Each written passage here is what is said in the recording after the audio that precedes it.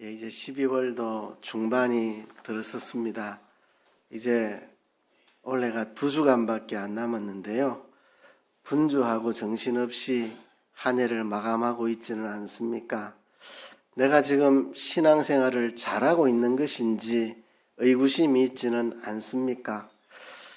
성탄의 계절 이 12월 대강절 기간에도 그냥 아무런 생각 없이 관행처럼 지나가고 있지는 않습니까? 우리 자신을 돌아보며 이 성탄을 제대로 보내야 되겠습니다.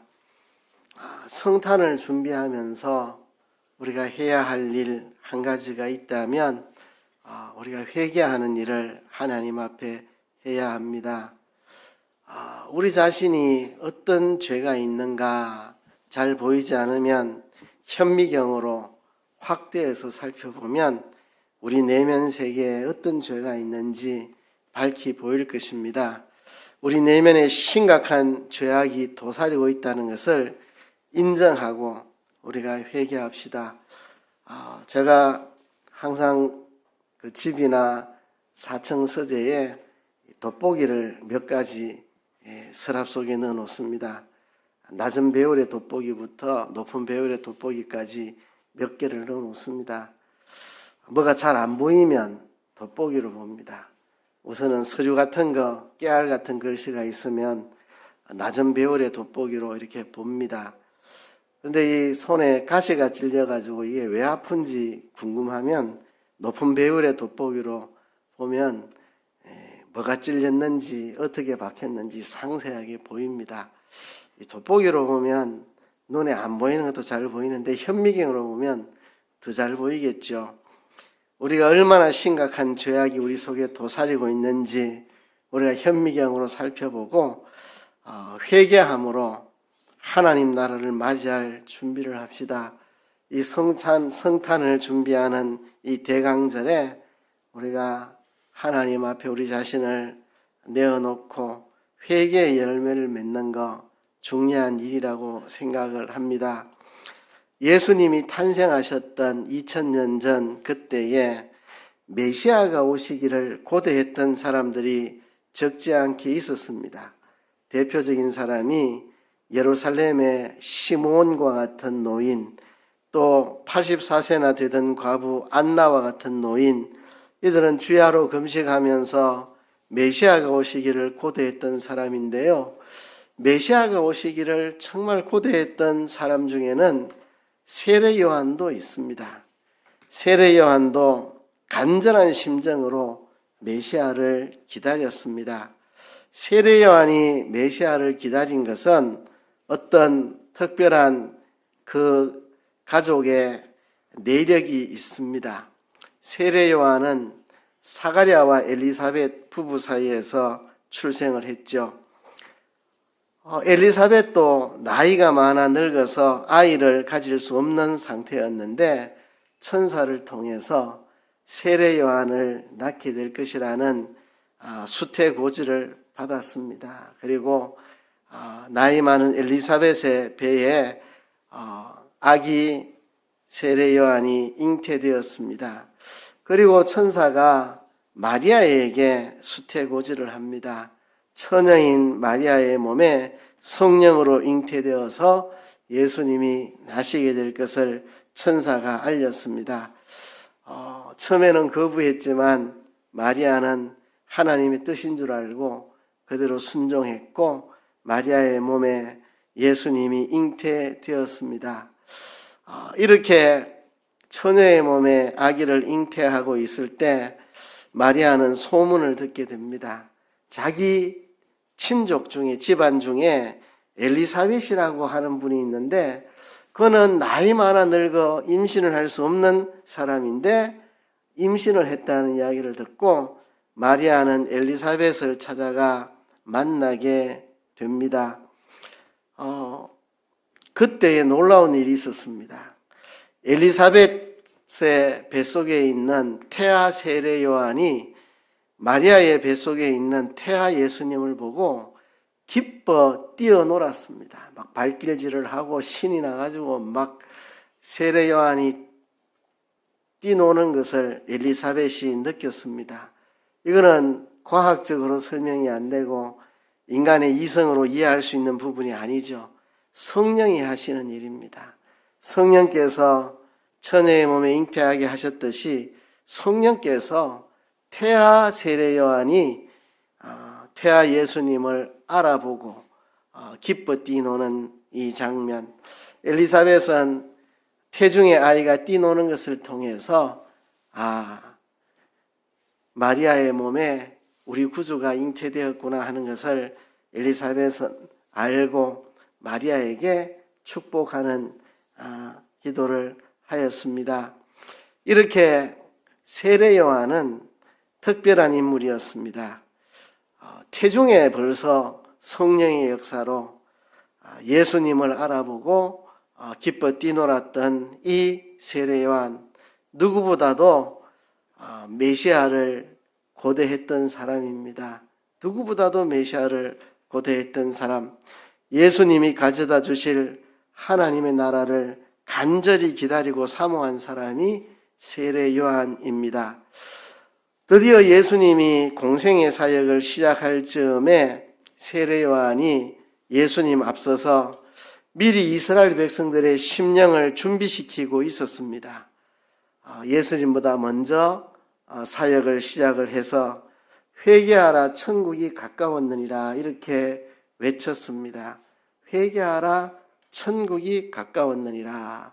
오늘 본문에 보면 2절에 회개하라 천국이 가까웠느니라, 8절에 그러므로 회개에 합당한 열매를 맺어야 한다, 11절에 나는 너희를 회개하기 위하여 물로 세례를 주지만 내 뒤에 오시는 이는 나보다도 크신 분이다. 그는 불과 성령으로 세례를 주실 것이다. 이렇게 세례 요한이 외쳤습니다. 세례 요한은 이렇게 이스라엘 백성들이 하나님의 나라를 맞이할 수 있도록 준비를 시키고 있었습니다. 이스라엘 백성들이 하나님 나라를 맞이할 수 있도록, 예수님을 만날 수 있도록, 예수님께 나아올 수 있도록 세례 요한은 이스라엘 백성들을 하나님 나라로, 예수님에게로 나아갈 수 있도록 준비를 시키는데, 결정적인 준비가 뭐냐면 회개입니다. 회개. 그래서 요한은 회개하라 천국이 가까웠느니라 그렇게 선포했는데요.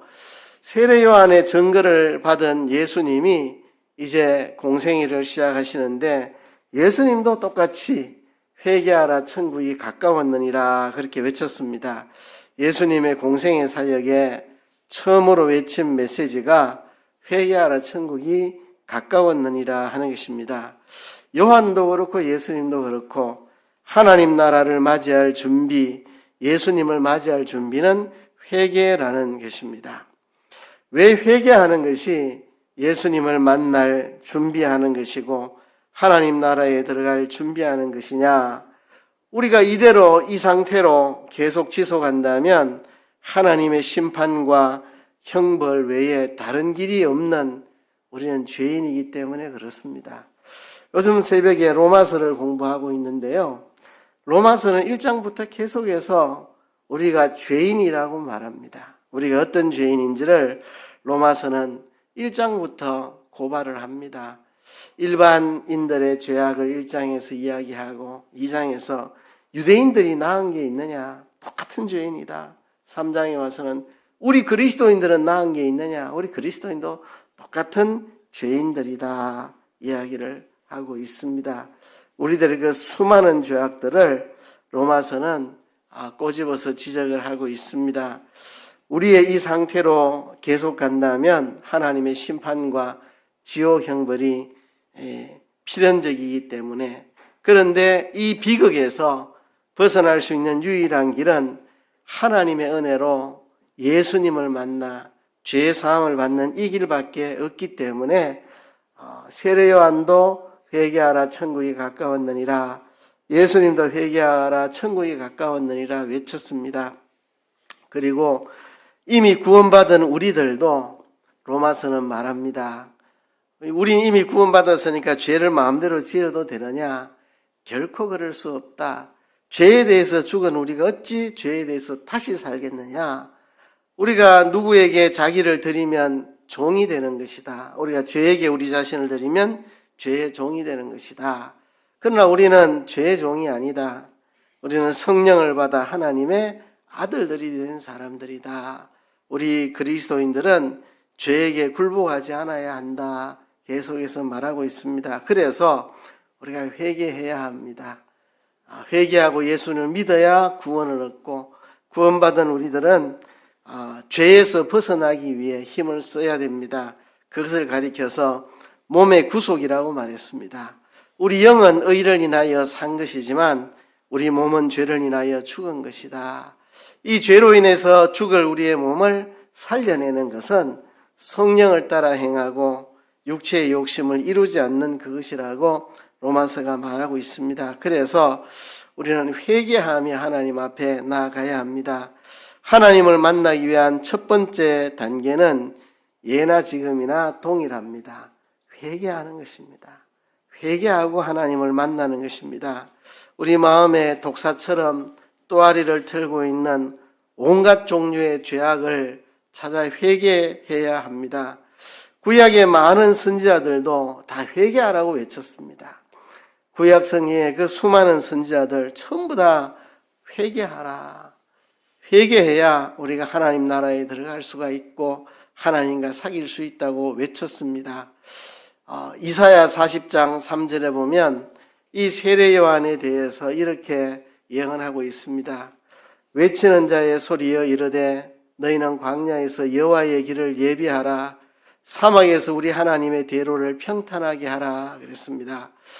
이 외치는 자 세례 요한이 외치는데 광야에서 여호와의 길을 예비하고 사막에서 우리 하나님의 대로를 평탄하게 하라 그랬습니다.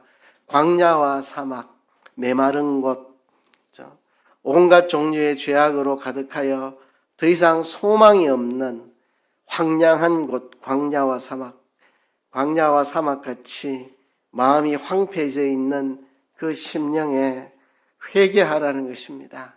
광야와 사막같이 황폐한 마음에 회개가 임하면 하나님과의 교제 속으로 들어가는 고속도로가 닦이게 되는 겁니다.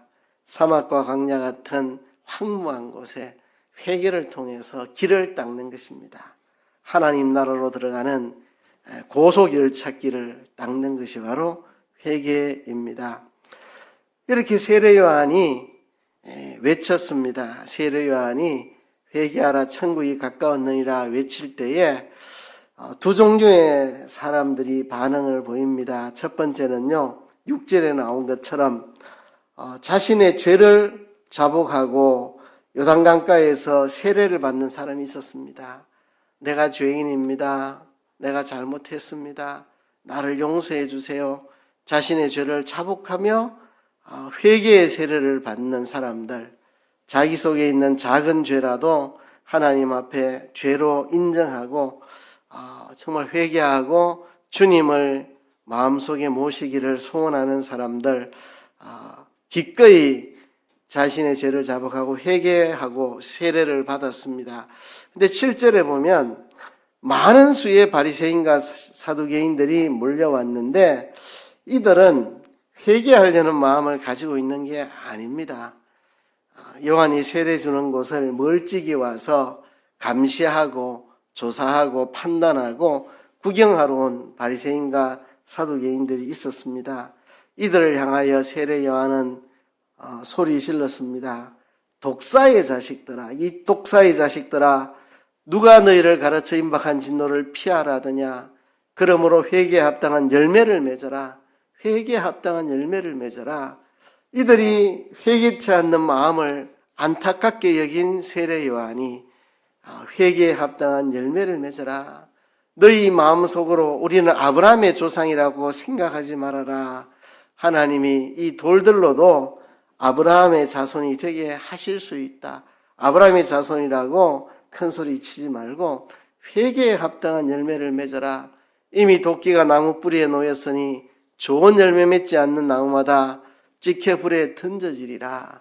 회개하지 아니하면 하나님의 심판이 임하리라고 세례요한이 외쳤습니다.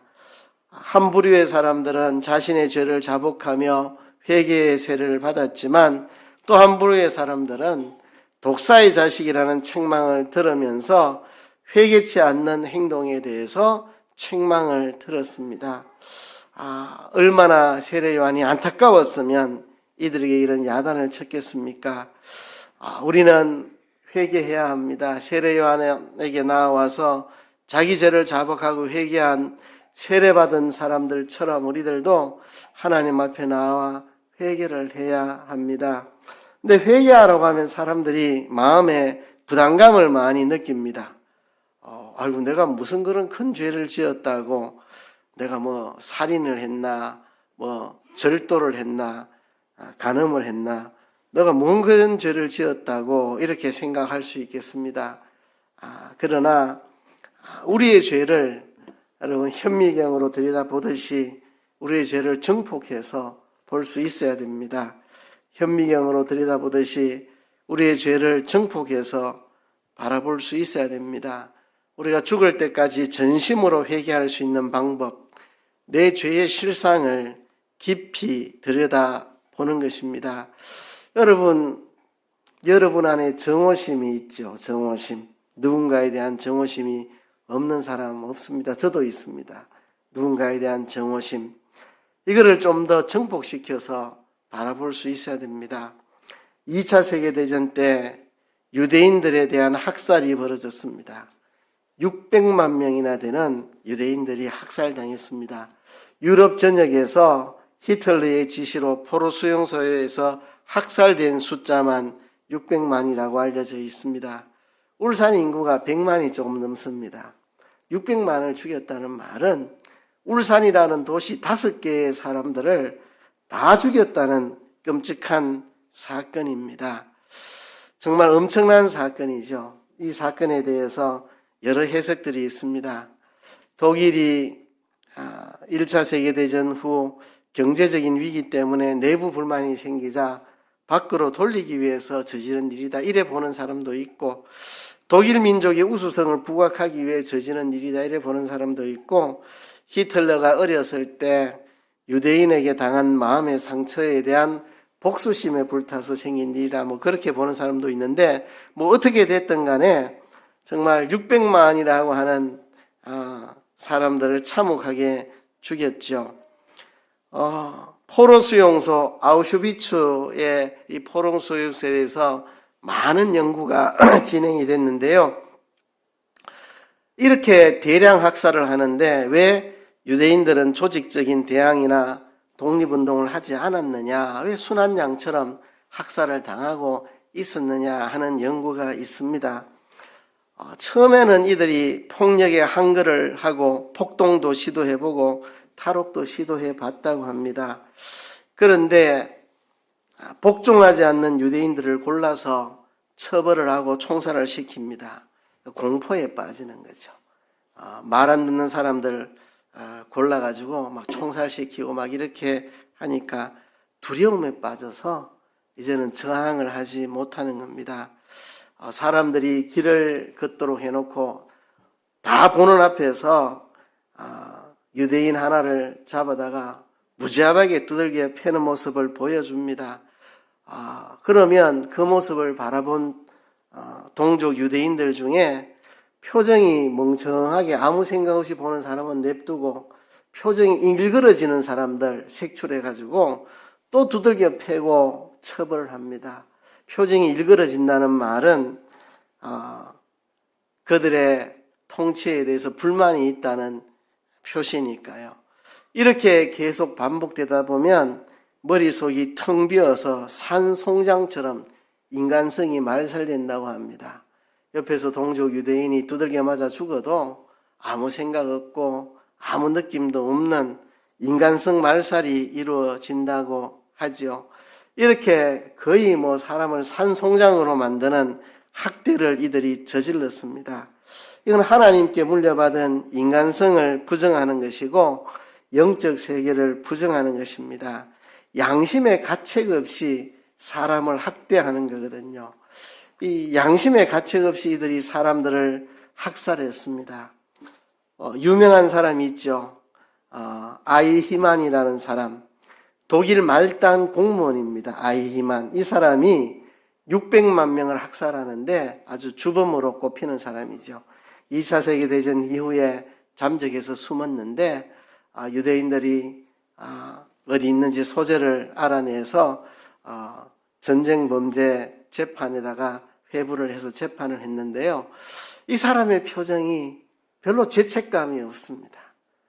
표정에 죄책감이 없습니다. 그 많은 사람을 가스실에 집어넣어 죽이는 일을 담당했던 독일의 공무원인데 아이히만 죄책감이 하나도 없습니다. 나는 그냥 상부에서 시키는 일을 했습니다. 나는 공무집행을 했을 뿐인데 뭐가 문제입니까? 하는 태도였습니다.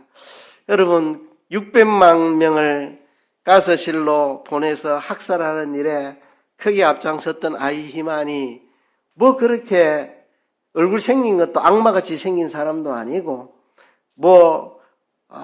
흔히 생각하는 대로 완전히 괴물 같은 그런 인간도 아니었습니다. 평범한 공무원이었습니다.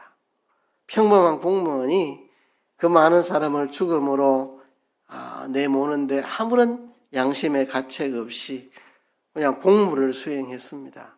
공무원들 국가에서 시키면 이것저것 하듯이 열심히 잘하면 승진하고 성과급 받고 할 수 있는 그런 마음을 가지고 그냥 맡은 일 열심히 하는 거. 아이히만이 특별한 사람이 아니었습니다.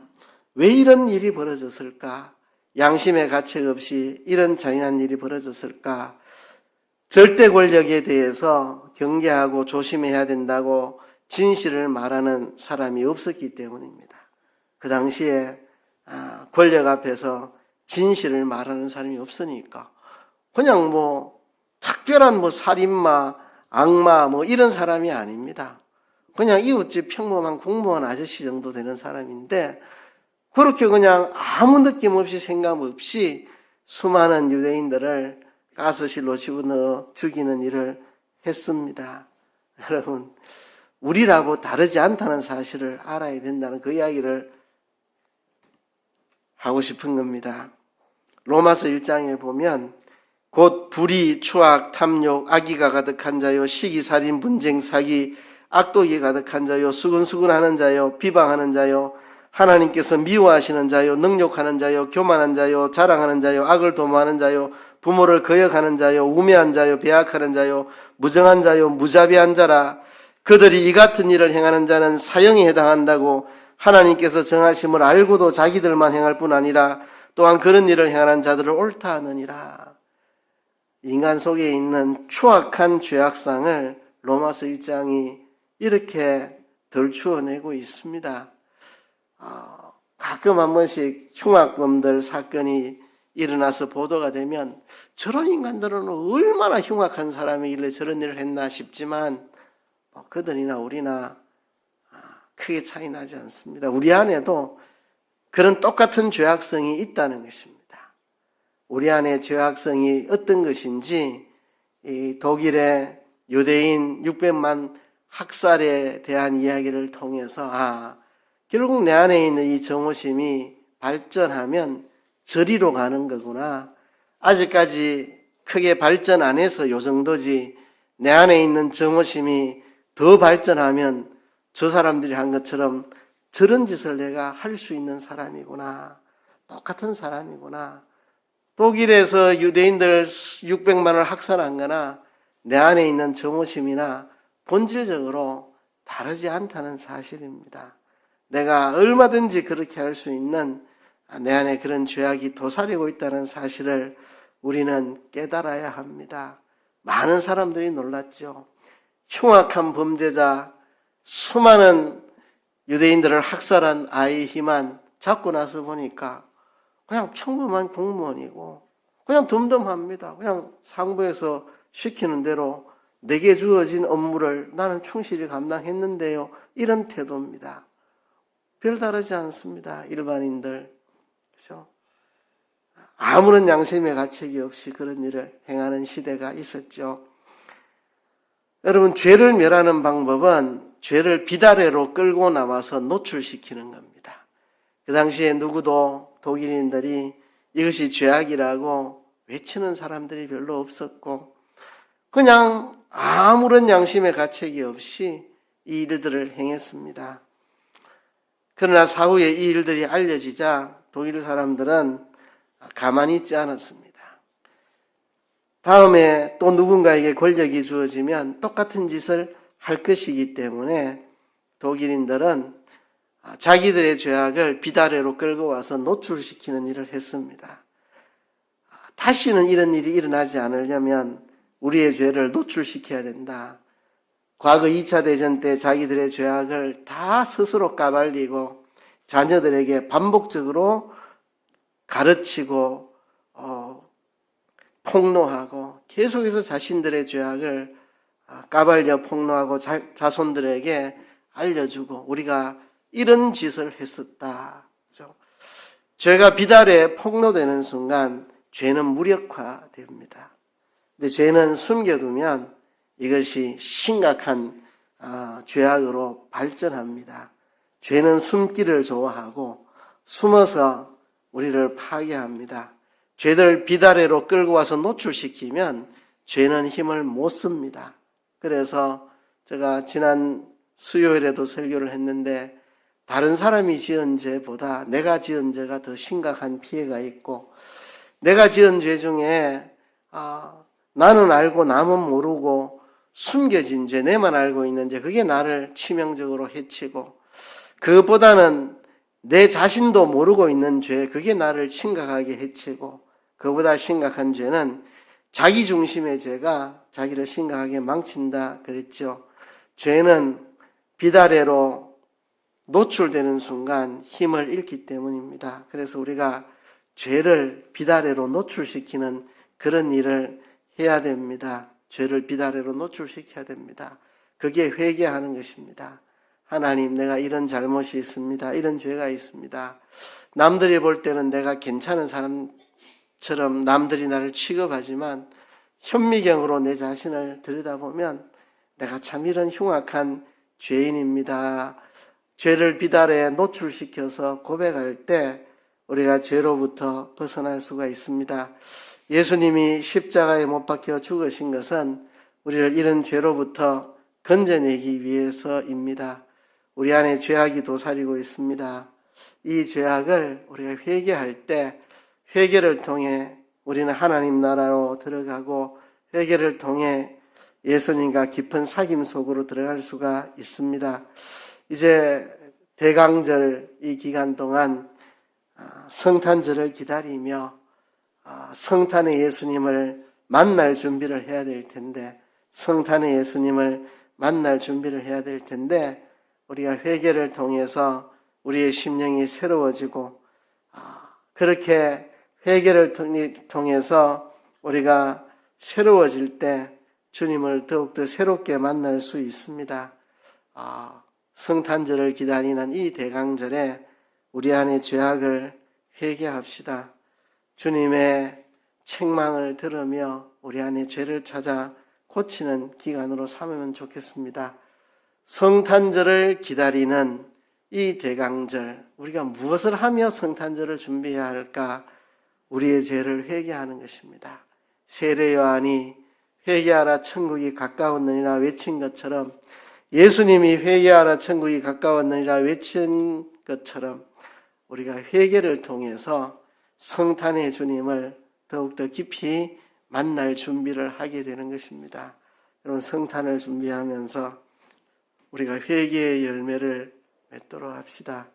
한 해 동안 내가 살아오며 뭔 잘못을 했는지, 내가 여태껏 살아왔지만 내 안에 고치지 못한 죄악이 무엇이 있는지 하나님이 오늘이라도 나를 보시고 서운해하시고 노여워하실 일이 무엇이 있는지 하나하나 찾아서 회개합시다. 이 12월을 회개의 열매를 맺는 좋은 기회로 삼으면 좋겠습니다. 한 해를 그냥 넘기지 말고 우리 안에 죄를 회개하며 한 해를 마무리했으면 좋겠습니다. 회개를 통해 성탄의 주님을 더 깊이 만나는 저와 여러분 되기를 주의 이름으로 축복합니다.